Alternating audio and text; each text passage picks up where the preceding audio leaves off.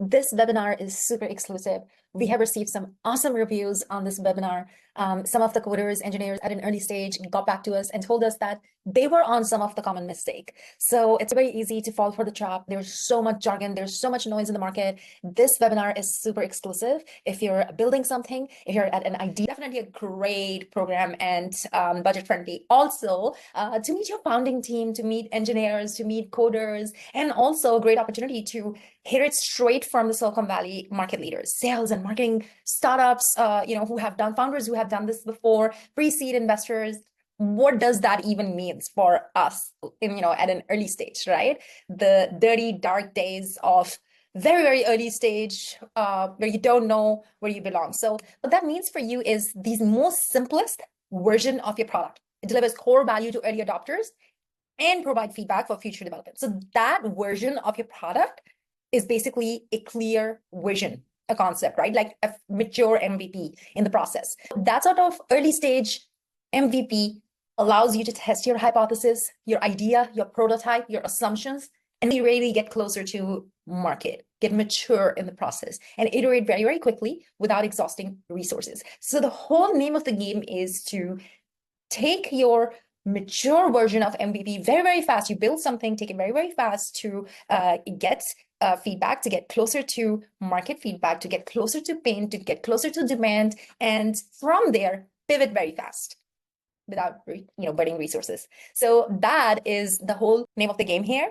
which is quite challenging for a lot of you, which is why at Zero to Millions Club, our school community gives you full support in executing. So if you're feeling overwhelmed, join our community. It is free. It is a great deal for holidays, and it brings you programs like this and so much more help and so much more support in your startup prototype early stage journey. Okay. And talking about support from there, we have learned and inspired from all these amazing institutions. And we believe in the beginning, you must keep things super lean and you execute very, very fast. We believe in building an MVP right from the start, like in an early stage MVP right from the start, putting ideas through real world testing and validating early. And we have a full path process for that. If you're part of our community, you'll get access to that free till our holiday offer for 2024. Great way to enter 2025. You might be just launching startup before you know it. This approach empowered a lot of founders in this journey to pivot with their position and achieve scalable growth by making every step count. And we are constantly learning. We're part of different ecosystems in the world, and we're constantly learning, and we're constantly bringing the lean, most targeted version paths to our founders to execute fast. And we firmly believe in Paul Graham philosophy of Y Combinator that says, do things that do not scale, meaning focus on delivering value, even if it's through manual efforts initially. And we are that manual effort initially that will really help you deliver the value really fast, pivot really fast, and then get to the million stage very fast. If you're still thinking, you should definitely hit join now with our community. Top common mistakes to avoid. Let's just get right into it. Mistake number one, overbuilding your MVP. You will be surprised how many founders fall into this trap. And there's just so many reasons why, we fall for this trap. A lot of times we are inexperienced, we are feeling stuck, we don't have the resources, we don't have the support, we don't have the right sort of vision, we didn't start with the right sort of process, and, we're isolated. So many reasons behind, but I'm gonna not, stop pressing on these, that this is where you lose a lot of resources, a lot of cost, millions of dollars, years and years. You lose repetition. And you lose a lot of repetition when it comes to your users, when it comes to your network. And with a delayed entry, it's just, fake promises. It's just talk, right? Overbuilding your MVP, building an overwhelming environment, over-promising things, and overly talking about something and not really delivering. That is definitely a biggest red flag when it comes to product development journey in early stage. Okay, and a lot of us crash and burn, if not their repetition, their impact is not as great. They don't get that much of appreciation just because you're overbuilding a product that nobody is understanding. So MySpace is a great example of that, right? Once a leader in social networking, MySpace overextended itself by adding too many features without enhancing the user experience, contributing to its decline. So instead of focusing on what the user demand looks like, what are they looking to hope and get out of the whole social networking space, it just focused on its idea, it focused on product perfection, and a lot of times in those situations, it's just product perfection that's coming out, but not really, user experience and joy, which should be the biggest priority. So if you are at overbuilding mistake and you're getting a lot of feedback from people like, okay, now it's time to go to market, or this platform is way too complicated, you may need to like trim it down, or it needs to make more sense. So the great solution for something like this would be focusing on core value of the proposition. Oh, we just lost lights here, and here we go, back on. So yeah, focus on the core value proposition and really ask yourself, if you're really at the place where you're feeling like your product is too overwhelming and it is not for you, and you're feeling and your team is feeling very overwhelmed by your idea, really take 2 steps back and focus on the mission. What is the one problem that your product solves exceptionally well, and for who? Right? Where is this feedback coming from? So really looking on those channels and those sort of feedbacks and going back into it and focusing on the real mission and vision of your problem. So a great example of, having a very lean, focused product would be Beyond Meat, right? Right from the start, they had one audience, they had one campaign, they had one agenda, they had one mission. Stripe is another great example, right? Like simplifying online payment processing. There's just no bullshit. It's just like starting very, very lean and simplified. It's very targeted. Dropbox is an icon. We have heard so many amazing stories on Dropbox processes, and they're mentors in this space. They're an institution in this space. So another great example of lean start. Mistake number 2, something that you cannot sell. It's literally the coder or product designer or the founder's ego that is glorified, but it's not resonating with the targeted audience, the real users. It's not even resonating with your team. So what that end up happening is you end up losing a lot of resources. If you have raised investment at an early stage, if you have like teammates on the early stage, if you have different sort of like assets around you, you're going to just like burn them very, very quickly because you are spending all your time into something that's just not resonated by the real users, and you're losing trust. Right? So a lot of founders make that mistake because they get super obsessed with their perfectionist product and their artsy product. But the real goal here is that you build something really, really fast, and you gather feedback very, very fast, and honestly and genuinely listen to it and pivot faster. Right? So a great way of catching yourself in this journey, if you're building something you cannot sell, people will be telling you like, there's a great product, but it's not for us right now, too futurist, overwhelming, maybe have another user, maybe have a few customers and come back to us.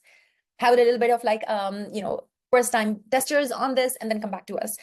You're probably getting a feedback around, okay, show us a traction rate and all those things, and you're getting rejection, slower responses. So if you are feeling like you're building something and it's becoming very, very hard to sell, and it's not for you, and it's becoming very, very hard for your team to sell also, or believe into also, the solution is very simple.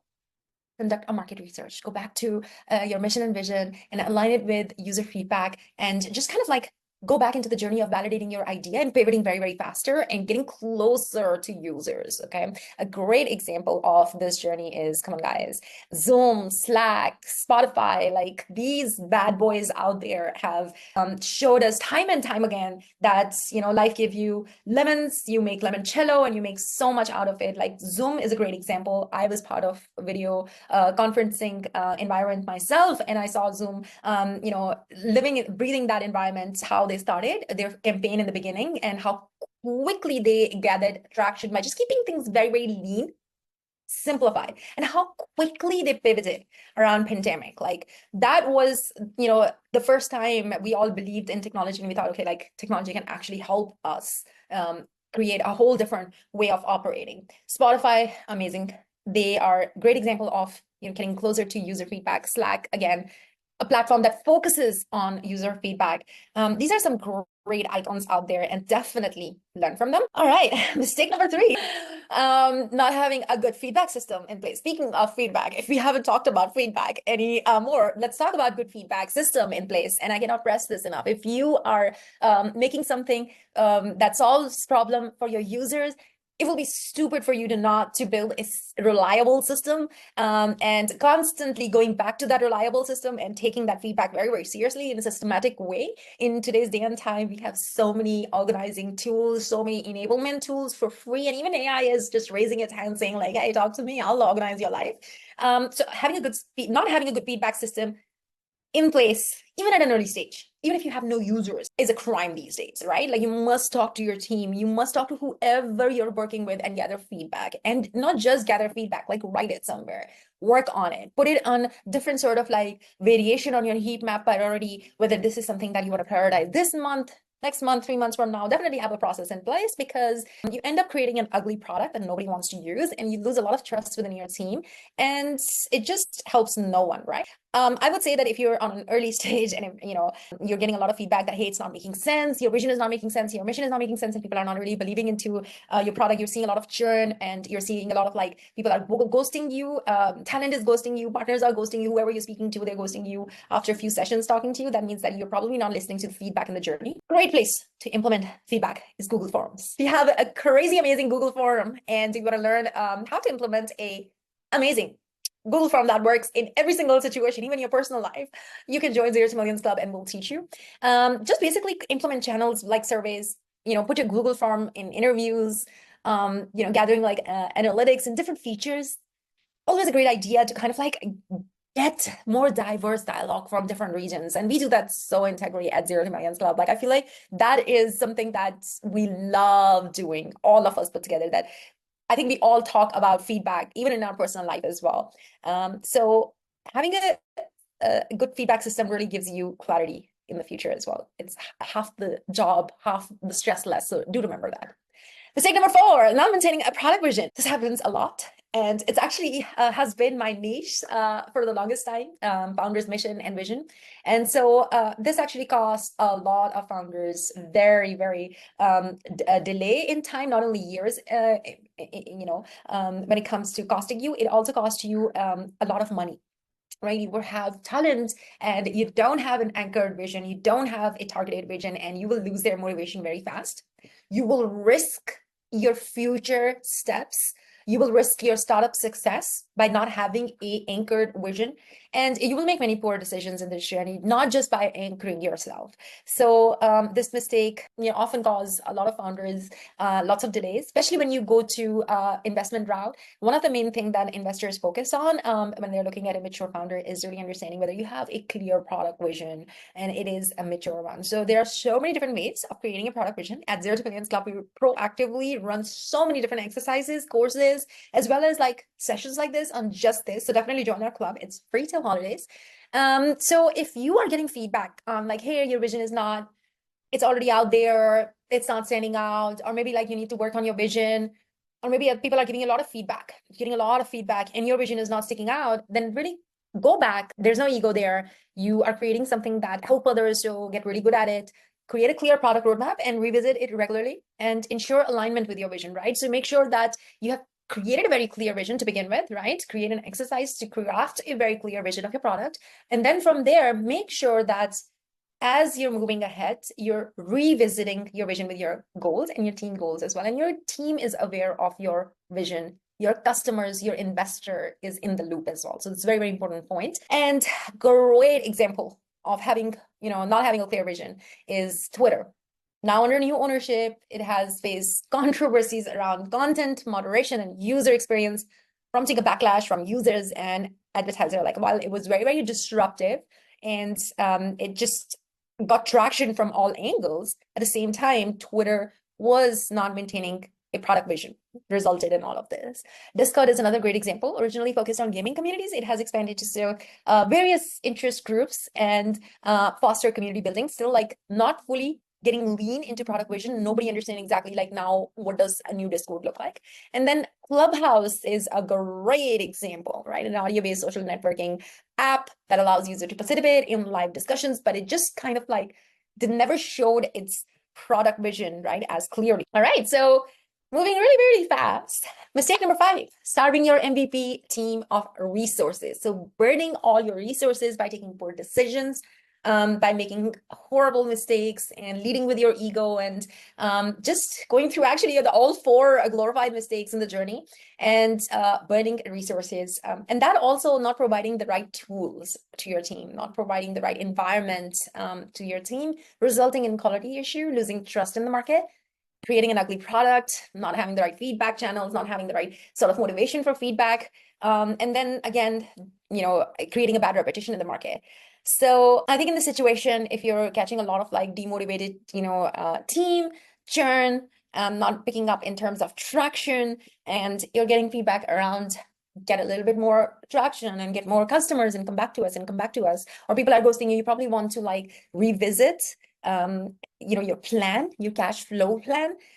So allocate sufficient resources and support to empower your team and deliver effectively. Okay, as a leader, make decisions for the right things at the right time. And if you ever need support on that, join our Zero to Millions Club. It's free at the moment, and our holiday offer. So we do have an exercise on this to gain clarity into your product.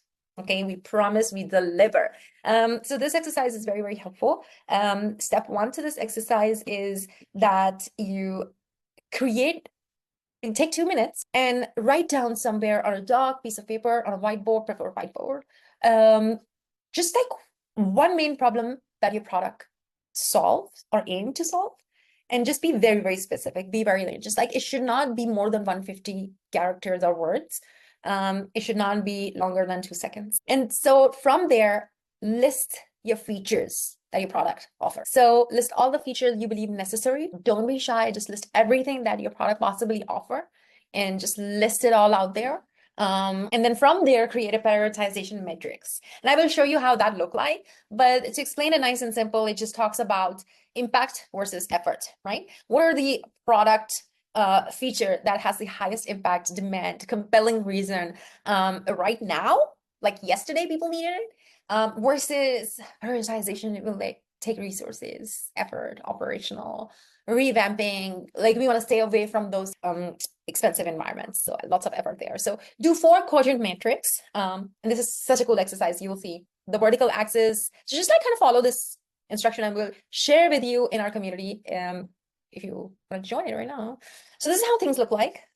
So quick wins, compelling events, your audience that needed your solution, they really, really love what you're doing, and things that you want to plan for later. Avoid for MVP things that would just kill your startup. What are the top things that can kill your startup like yesterday? Like put it all down there.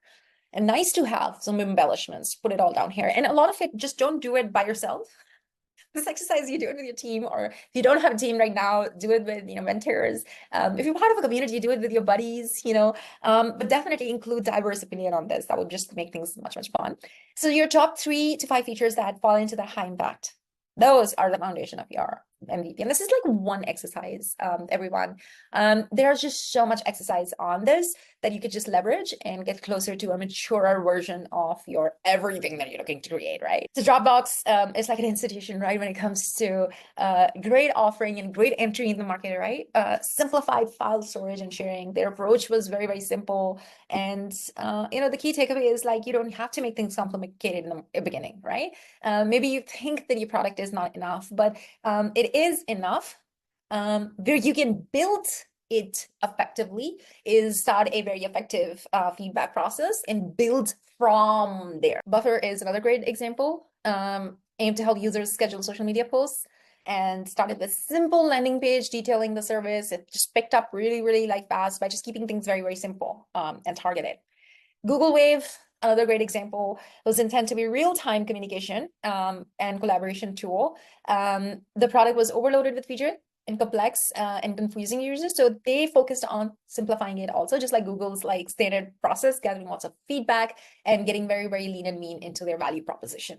So a lot of big names, a lot of big startups also make the common mistake. But the goal here is that, yes, you are 100% going to make 100 mistakes. And the first version of your product is 100% going to fail. It's going to fade. It's going to part of the dirty, dark secrets of your dark diary, or like whatever black diary they call it, right? Why am I talking about black diary? Anyways, what I'm saying is that the first versions of your product is not going to last long term. And it should not. That's exactly what needs to happen very, very fast in the first few weeks. And you need to get to a very simplified version. And that's the whole goal, right?